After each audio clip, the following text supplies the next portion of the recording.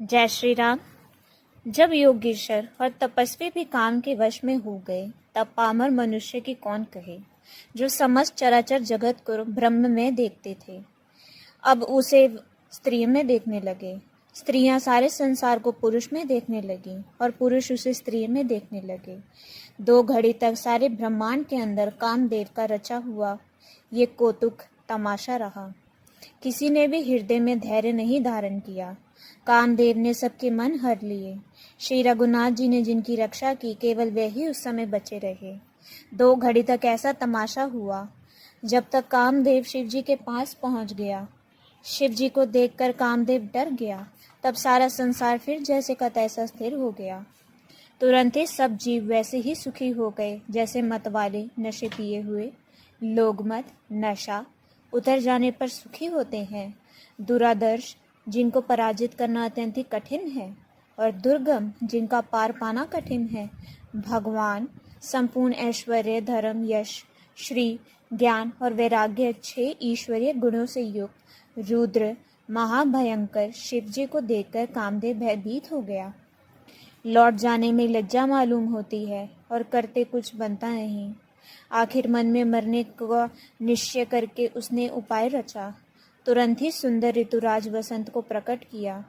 फूले हुए नए नए वृक्षों की कतारें सुशोभित हो गईं। वन, उपवन, बावली, तालाब और सब दिशाओं के विभाग परम सुंदर हो गए।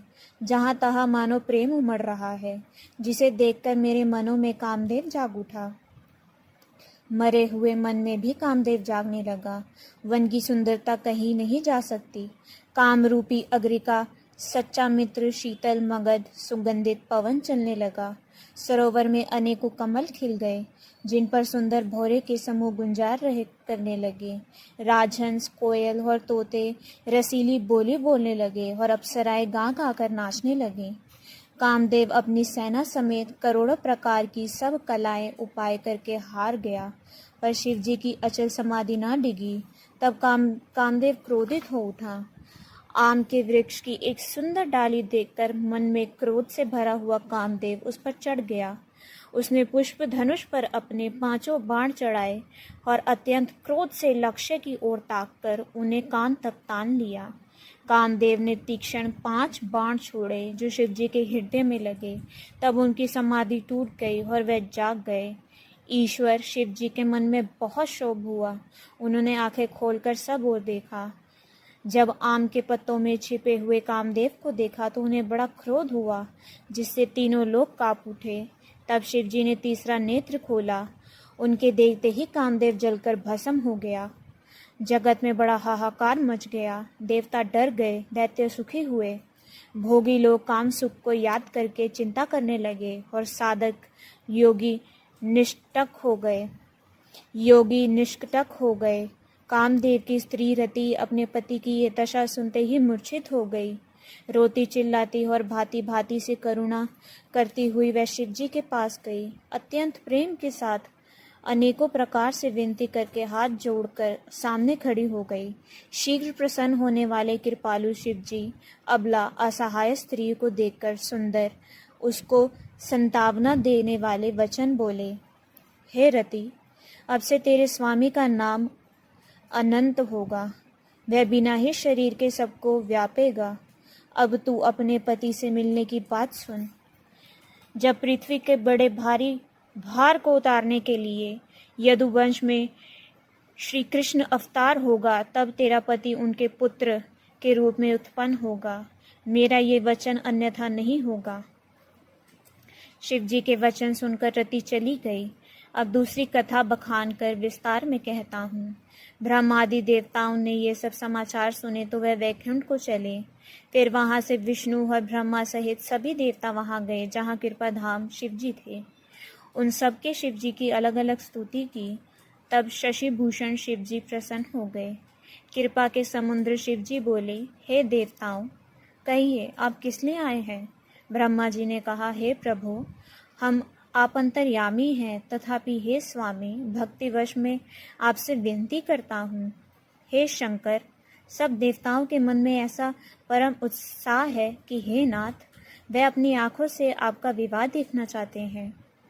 हे कामदेव के मद को चूर करने वाले, आप ऐसा कुछ कीजिए जिससे सब लोग इस उत्सव को नेत्र भरकर देखें। हे कृपा के सागर, कामदेव को भस्म करके आपने रति को जो वरदान दिया है सो बहुत ही अच्छा किया। हे नाथ, श्रेष्ठ स्वामियों का ये सहज स्वभाव है कि वे पहले दंड देकर फिर कृपा किया करते हैं। पार्वती ने अपार तप किया है, अब उन्हें अनेका स्वीकार कीजिए।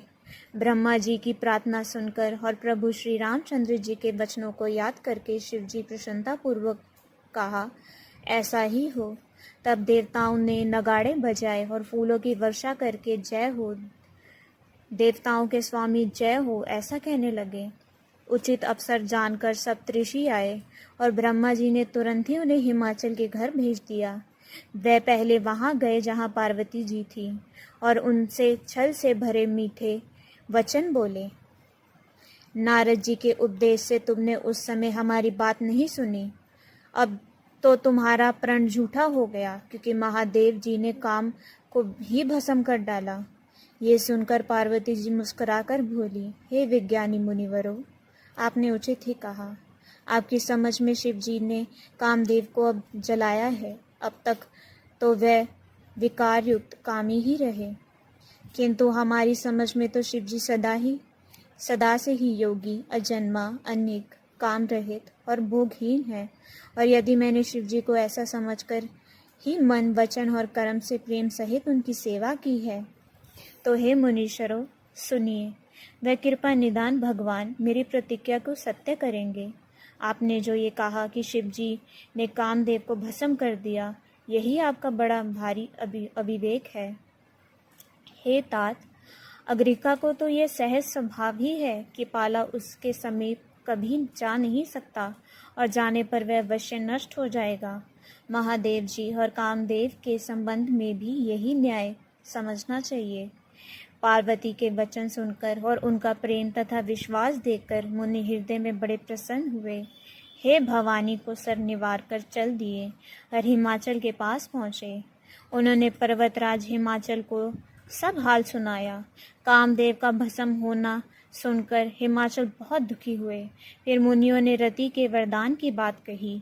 उसे सुनकर हिमवान ने बहुत सुख माना। शिव जी के प्रभाव को मन में विचार कर हिमाचल ने श्रेष्ठ मुनियों को आदरपूर्वक बुला लिया और उनसे शुभ दिन, शुभ नक्षत्र और शुभ घड़ी शोधवाकर वेद की विधि के अनुसार शीघ्र ही लग्न निश्चय कराकर लिखवा लिया। फिर हिमाचल ने ये लग्न पत्रिका सप्त ऋषियों को दे दी और चरण पकड़कर उनकी विनती की। उन्होंने जाकर वह लग्न पत्रिका ब्रह्मा जी को दी। उसको पढ़ते समय उनके हृदय में प्रेम समाता नहीं था। ब्रह्मा जी ने लग्न पढ़कर सबको सुनाया। उसे सुनकर सब मुनि और देवताओं का सारा समाज हर्षित हो गया। आकाश से फूलों की वर्षा होने लगी, बाजे बजने लगे और दोनों दिशाओं में मंगल कलश सजा दिए गए। सब देवता अपने भांति भांति के वाहन और विमान सजाने लगे। कल्याण प्रद मंगल शकुन होने लगे और अप्सराएं गाने लगी। शिव जी के गण शिव जी का श्रृंगार करने लगे। जटाओं का मुकुट बनाकर उस पर सांपों का मोर सजाया गया। शिव जी ने सांपों के ही कुंडल और कंडल पहने, शरीर पर विभूति रमाई और वस्त्र की जगह बागंबर लपेट लिया। शिव जी के सुंदर मस्तक पर चंद्रमा, सिर पर गंगा जी, 3 नेत्र, सांपों का जनेऊ, गले में विष और छाती पर नरमुंडों की माला थी। इस प्रकार उनका वेश अशुभ होने पर भी वह कल्याण धाम और कृपालु हैं। एक हाथ में त्रिशूल और दूसरे में डमरू सुशोभित है। शिव जी बैल पर चढ़कर चले, बाजे बज रहे हैं। शिव जी को देखकर देवता मुस्कुरा रहे हैं। इस वर योग्य दुल्हन संसार में नहीं मिलेगी। विष्णु और ब्रह्मा आदि देवताओं के समूह अपने अपने वाहनों पर चढ़कर बारात में चले। देवताओं का समाज सब प्रकार से अनुपम था, पर दूल्हे की योग्य बारात न थी। तब विष्णु भगवान ने सब दिक्पालों को बुलाकर हंसकर ऐसा कहा, सब लोग अपने अपने दल समेत अलग अलग होकर चलो। हे भाई, हम लोगों की ये बारात करके हम लोगों की ये बारात वर के योग्य नहीं है। क्या पराये नगर में जाकर हंसी करवाओगे? विष्णु भगवान की बात सुनकर देवता मुस्कुराए और वे अपनी अपनी सेना सहित अलग हो गए। महादेव जी ये देखकर मन ही मन मुस्कुराते हैं कि विष्णु भगवान के वचन नहीं छूटते। अपने प्यार के इन अति प्रिय वचनों को सुनकर शिव जी भी